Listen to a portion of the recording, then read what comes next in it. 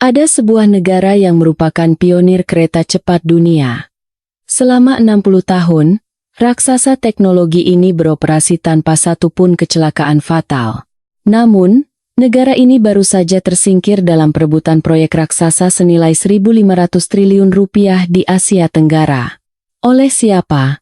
Oleh negara yang sejarah kereta cepatnya baru berumur 20 tahun. 1.500 triliun rupiah. Is groter dan 900 kilometer. Ini adalah proyek nasional terbesar dalam sejarah Malaysia.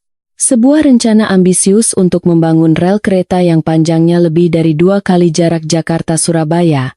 Jepang, sang raksasa, mengajukan proposal untuk menyelesaikan proyek ini dalam 30 tahun. Tahu apa jawaban Malaysia? Kalau selesainya selama itu, saya keburu jadi kakek-kakek. Mereka menolaknya mentah-mentah. Dan mereka memilih Indonesia. Filosofi Jepang adalah, akan kami pinjamkan pelan-pelan. Sementara filosofi Indonesia adalah, ayo kita bangun bersama dengan cepat. Secara logika, pengalaman 60 tahun seharusnya mengalahkan pengalaman 20 tahun bukan? Tapi kenyataannya justru sebaliknya. Apa yang sebenarnya terjadi di Malaysia? Dan mengapa mereka memilih Indonesia? Bukan Jepang yang teknologinya diakui nomor 1 di dunia. Dalam video hari ini, kita akan membahas 3 hal. Pertama, mengapa Malaysia menertawakan proposal 30 tahun dari Jepang? Kedua, strategi apa dari Indonesia yang berhasil merebut hati Malaysia? Ketiga, apa arti kemenangan ini bagi industri perkeretaapian Indonesia? Ini bukan sekadar cerita tentang persaingan tender. Ini adalah sebuah studi kasus. Sebuah buku teks tentang kemitraan model abad ke-21 yang terjadi antara pemilik teknologi dan pihak yang menginginkan teknologi tersebut. Mari kita mulai. Sebelum kita masuk ke analisis mendalam, bagi yang belum subscribe, silakan tekan tombol subscribe sekarang. Kami akan terus menyajikan cerita-cerita ekonomi seperti ini. Pertama, kita harus memahami situasi Malaysia. Coba bayangkan peta Malaysia. Negara ini memiliki bentuk geografis yang unik, memanjang dari utara ke selatan di semenanjung Malaya. Pusat pemerintahan, Kuala Lumpur, berada di tengah, sementara pusat ekonomi dan gerbang internasional seperti Johor Bahru berada di ujung selatan, berbatasan dengan Singapura. Jarak antara ujung utara dan selatan ini lebih dari 900 km. Masalahnya, transportasi yang menghubungkan kedua ujung ini sangat tidak efisien. Saat ini, untuk bepergian dari Johor Bahru ke Padang Besar perbatasan Thailand, dengan kereta api, dibutuhkan waktu lebih dari 12 jam. Mengapa begitu lama? Karena jaringan kereta api Malaysia sebagian besar masih menggunakan rel peninggalan era kolonial Inggris yang sudah usang. Kecepatan rata-ratanya hanya 60,70 km/jam. Kereta api yang lebih lambat dari mobil di jalan tol.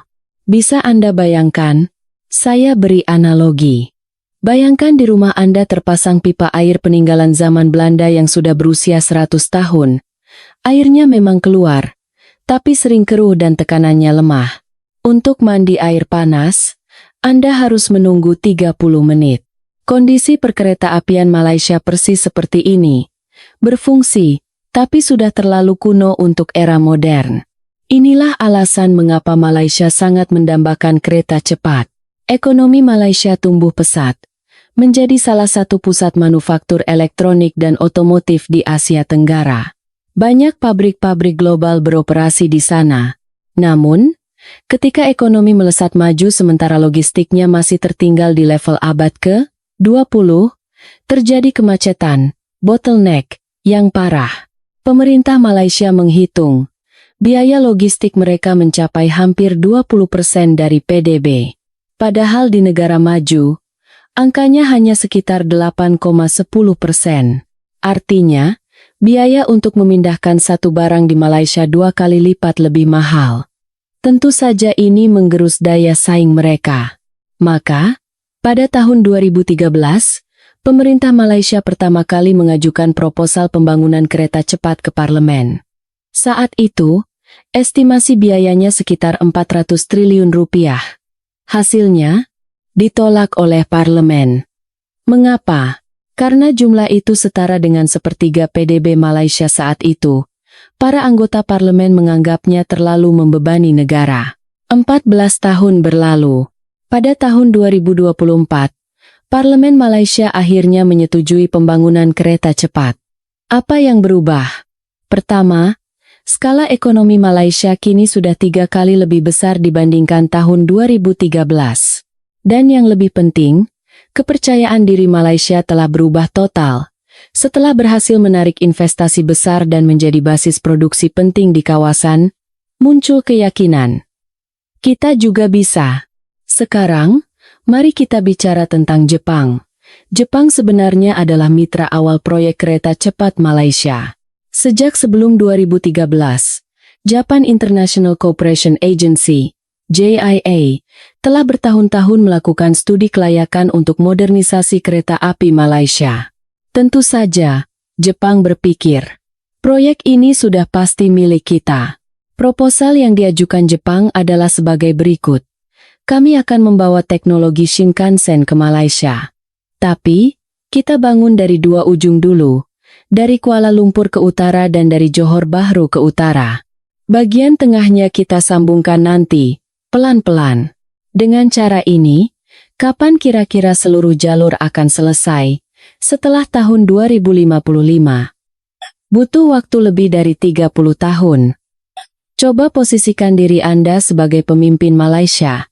Malaysia punya target menjadi negara berpenghasilan tinggi pada tahun 2040 lewat visi wawasan kemakmuran bersama.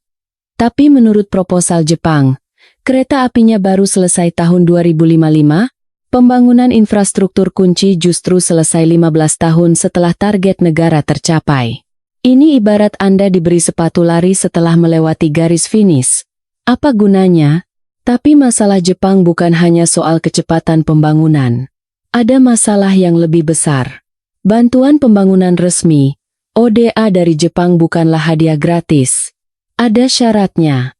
Dalam istilah teknis, ini disebut pinjaman terikat tied loan. Sederhananya, kami pinjamkan uang, tapi kamu harus pakai produk dari perusahaan kami. Artinya, jika membangun kereta dengan uang Jepang, maka harus menggunakan komponen dari perusahaan Jepang, mempekerjakan teknisi Jepang, dan perawatannya pun harus diserahkan kepada Jepang. Analogi lain, Anda meminjam uang dari teman untuk membuka toko. Tapi teman Anda berkata, kalau mau pinjam uangku, kamu hanya boleh menjual barang dari tokoku. Interiornya juga harus dari perusahaanku, dan pegawainya juga harus orang yang aku rekomendasikan. Bagaimana perasaan Anda? Anda pemilik toko, tapi tidak punya kebebasan. Keluhan pun muncul dari kalangan pejabat Malaysia. Prosedur dan syarat dari Jepang yang rumit ini menghambat kemandirian kami dalam mengambil keputusan. Disinilah poin kuncinya. Malaysia sudah merasakan nikmatnya belajar teknologi saat menarik investasi asing. Ketika perusahaan multinasional membangun pabrik di Malaysia, mereka tidak hanya menyuruh orang Malaysia merakit. Mereka membina pemasok lokal dan melatih insinyur-insinyur Malaysia. Hasilnya, sekarang banyak perusahaan komponen lokal di Malaysia yang tumbuh besar berkat transfer ilmu tersebut. Para pemimpin Malaysia sadar. Sekadar meminjam teknologi dan menjadikannya milik sendiri adalah dua hal yang sama sekali berbeda. Shinkansen Jepang memang teknologi terbaik dunia. Tapi Jepang tidak akan pernah menyerahkan teknologinya. Indonesia pernah mengalami ini di awal 2000-an saat memulai modernisasi kereta apinya. Indonesia mendekati Jepang lebih dulu. Tahu apa jawaban Jepang? Keretanya kami jual, tapi teknologinya tidak. Kalau rusak, kirim ke kami. Biar kami yang perbaiki. Apa yang dilakukan pemerintah Indonesia saat itu? Kalau begitu, tidak usah. Indonesia beralih ke mitra Eropa. Pihak Eropa berbeda. Mereka setuju untuk melakukan transfer teknologi. Hasilnya, Indonesia mulai menyerap teknologi di tahun 2000 kamaan, mengoperasikan KRL dan LRT modern, dan dalam waktu 20 tahun, berhasil memproduksi kereta karya anak bangsa sepenuhnya melalui PT Inka. Dalam 20 tahun, Indonesia berhasil mandiri secara teknologi. Sekarang, mari kita lihat apa yang Indonesia tawarkan kepada Malaysia. Pada Agustus 2025, dalam sebuah forum ekonomi Indonesia-Malaysia, PT Inka Industri Kereta Api, dan grup otomotif terbesar Malaysia, Grup Otomotif Nasional GON, menandatangani nota kesepahaman. Apa isinya? PT Inka menawarkan model transfer teknologi 3 tahap. Tahap 1. Melatih insinyur-insinyur Malaysia di fasilitas PT Inka di Madiun. Tahap 2. Mendukung produksi lokal di Malaysia. Tahap 3. Mendampingi Malaysia hingga mereka benar-benar menguasai teknologi secara mandiri. Apakah Anda melihat perbedaannya dengan Jepang? Jepang, kami jual keretanya. Kalau rusak bawa ke kami. Indonesia, kami ajari cara membuat kereta. Nanti, kalian buat sendiri. Dengan analogi sepatu. Jepang, saya pinjamkan sepatu, jalanlah pelan-pelan. Indonesia, saya bantu Anda bangun pabrik sepatu yang pas dengan kaki Anda. Ayo kita lari bersama. Seorang pejabat PT Inka dilaporkan berkata kepada pihak Malaysia, kami juga dulu tidak tahu apa-apa. Tapi dalam 10 tahun kami menyerap teknologi, dan dalam 20 tahun kami membuat kereta kami sendiri. Kalian juga pasti bisa. Kalimat ini menggerakkan hati para pemimpin Malaysia. Kalimat ini menanamkan kepercayaan diri. Kita juga bisa. Faktanya, Malaysia segera mengesahkan peraturan pemerintah pada Desember 2025 yang membuka jalur hukum bagi perusahaan Malaysia untuk menerima transfer teknologi asing secara langsung. Ini adalah dukungan hukum penuh untuk bekerja sama dengan Indonesia. Mari kita lihat angka-angka konkretnya. Total biaya proyek kereta cepat Transmalaya ini sekitar 80 miliar dolar AS atau setara 1.500 triliun rupiah. Proyek nasional terbesar dalam sejarah Malaysia. Panjang rutenya 900 km, menghubungkan Johor Bahru di selatan hingga perbatasan Thailand di utara. Akan ada total 28 stasiun. Kecepatan desainnya adalah 350 km jam. Kereta yang tadinya melaju 60 km jam akan digantikan oleh kereta berkecepatan 350 km jam. 7 kali lebih cepat. Perubahan apa yang akan terjadi dalam kehidupan sehari-hari? Perjalanan 12 jam akan dipersingkat menjadi hanya 3 jam. Anda bisa sarapan di Johor Bahru, rapat siang di Kuala Lumpur, dan makan malam di Penang. Pekerjaan konstruksi dimulai akhir 2026, dengan target selesai pada 2035, hanya dalam 9 tahun. Bandingkan dengan proposal Jepang yang baru selesai tahun 2055. Malaysia merasa akan membuang waktu 20 tahun jika mengikuti proposal Jepang. Ada satu poin penting di sini. Dari mana Malaysia mendapatkan dana sebesar itu? Pemerintah Malaysia memutuskan untuk menggunakan investasi publik, yaitu anggaran negara dan penerbitan obligasi. Mereka akan meminimalkan pinjaman luar negeri. Mengapa? Untuk menghindari jebakan pinjaman terikat. Jika meminjam uang Jepang, harus ikut aturan Jepang. Jika meminjam uang Tiongkok, harus ikut aturan Tiongkok. Malaysia mendeklarasikan akan menyelesaikan ini dengan semangat kemandirian dan kekuatan sendiri, sebuah penegasan untuk memegang kendali penuh atas proyek mereka. Namun ada satu hal menarik.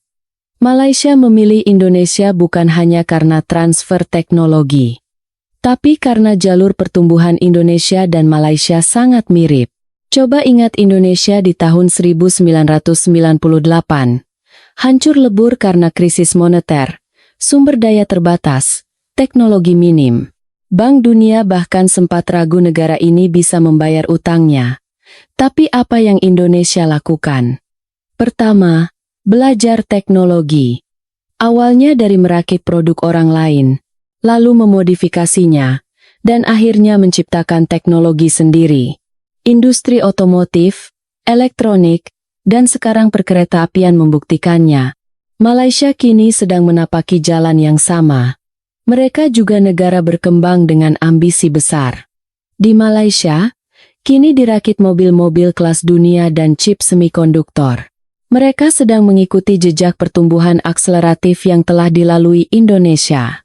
Itulah sebabnya para pemimpin Malaysia melihat Indonesia dan berpikir, itulah masa depan kami. Jepang terasa terlalu jauh. Jepang seolah-olah terlahir sudah menjadi negara maju. Tapi Indonesia berbeda. Indonesia memulai dari bawah, dari krisis, dan bisa sampai ke titik ini. Bagi Malaysia, Indonesia adalah panutan, role model, yang jauh lebih relevan. Mari kita lihat rencana konkretnya lebih dalam. Grup Otomotif Nasional, GON, mitra lokal di Malaysia, akan menjadi pemain kunci. GON berencana membangun kawasan industri perkeretaapian seluas 800 hektar di negara bagian Selangor. Di sana, mereka akan menginvestasikan 45 triliun rupiah untuk membangun fasilitas produksi kereta, jalur uji coba tertutup, dan pusat perawatan skala besar. Singkatnya, semua proses membuat, menguji, dan memperbaiki kereta cepat akan dilakukan di Malaysia. PT Inka akan mentransfer teknologi intinya ke sana. GON akan belajar teknologi dari Inka dan memproduksi kereta cepat dengan merek mereka sendiri. Awalnya mungkin komponen diimpor dari Indonesia, tapi secara bertahap tingkat komponen dalam negeri akan ditingkatkan, dengan tujuan akhir membuat kereta cepat Malaysia dengan teknologi Malaysia. Salah satu BUMN baja terbesar Malaysia juga akan ikut serta memproduksi rel standar kereta cepat. Artinya, keretanya kami buat, relnya juga kami buat. Jika berhasil, Malaysia akan membangun ekosistem industri lengkap dari hulu ke hilir. Satu proyek kereta cepat menjadi pemicu untuk meningkatkan level seluruh industri nasional. Mari kita bandingkan dengan sejarah pengembangan KTX di Korea. Dimulai tahun 1994 dengan teknologi TGV Prancis, beroperasi 2004, dan mandiri sepenuhnya setelah 20 tahun. Malaysia menargetkan ini bisa tercapai dalam 10 tahun. Apakah mungkin? Jujur, tidak akan mudah. Indonesia saja butuh 20 tahun. Tapi Malaysia punya keuntungan yang tidak dimiliki Indonesia dulu, yaitu Indonesia sebagai contoh nyata. Indonesia sudah melalui proses jatuh bangun. Semua catatan kesalahan dan keberhasilan sudah ada. Malaysia bisa belajar dari catatan itu untuk memangkas waktu dan menghindari kesalahan yang sama. Jalan yang ditempuh Indonesia selama 20 tahun, mungkin bisa dilalui Malaysia dalam 10 tahun. Lalu, apa arti situasi ini bagi Jepang? Shinkansen tidak diragukan lagi adalah kereta cepat terbaik di dunia. Rekor 60 tahun tanpa kecelakaan adalah bukti. Tapi mengapa mereka kalah di Malaysia? Bukan karena teknologinya kalah, tapi karena mereka meremehkan hasrat mitra mereka untuk tumbuh. Jepang berpikir, teknologi kami nomor 1, tentu mereka akan pilih kami. Tapi Malaysia memutuskan, lebih baik memiliki teknologi yang cukup baik tapi menjadi milik sendiri, daripada sekadar meminjam teknologi terbaik. Analogi terakhir, Anda ingin belajar memasak. Chef A berkata, saya koki terbaik dunia. Makan saja masakan saya. Tapi resepnya rahasia. Chef B, Indonesia berkata, saya juga jago masak. Saya akan ajarkan semua yang saya tahu. Nanti, kamu bisa ciptakan masakanmu sendiri. Anda mau belajar dari siapa? Malaysia memilih Chef B. Bagi Indonesia, ini adalah peluang emas. Pasar kereta cepat Malaysia saja nilainya 1.500 triliun rupiah. Tapi bukan hanya Malaysia, Thailand, Filipina, bahkan negara-negara di Timur Tengah dan Afrika juga menginginkan kereta cepat. Mereka semua, seperti Malaysia, menginginkan transfer teknologi. Jika Indonesia sukses di Malaysia, model ini bisa ditawarkan ke negara lain. Kami juga dulu tidak tahu apa-apa. Tapi dalam 20 tahun kami mandiri. Malaysia bekerja sama dengan kami, dan lihat mereka berhasil. Kalian juga pasti bisa. Narasi ini akan menjadi daya saing luar biasa di pasar negara berkembang. Tentu ada risikonya. Pertama, Beban finansial bagi Malaysia. Proyek ini memakan porsi besar anggaran tahunan mereka. Kedua, masalah pembebasan lahan. Diperkirakan ratusan ribu warga harus direlokasi. Ketiga, kecepatan penyerapan teknologi. Menguasai desain inti adalah tantangan yang jauh lebih besar daripada sekadar membangun pabrik. Namun, Malaysia sudah punya modal. Ribuan tenaga kerja terampil telah lahir dari industri otomotif dan elektronik. Struktur demografinya juga menguntungkan, dengan populasi muda yang bersemangat untuk belajar. Mari kita simpulkan, Malaysia memilih Indonesia daripada Jepang karena 4 alasan utama. Kecepatan, 9 tahun dari Indonesia vs 30 tahun dari Jepang. Malaysia tidak punya waktu untuk menunggu. Transfer teknologi. Jepang meminjamkan, Indonesia mengajarkan. Kemitraan. Jepang ingin hubungan senior-junior, Indonesia menawarkan pertumbuhan bersama semangat gotong royong. Panutan.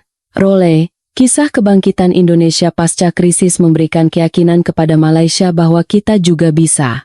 Pelajaran apa yang bisa kita ambil? Keunggulan teknologi saja tidak cukup untuk memenangkan pasar.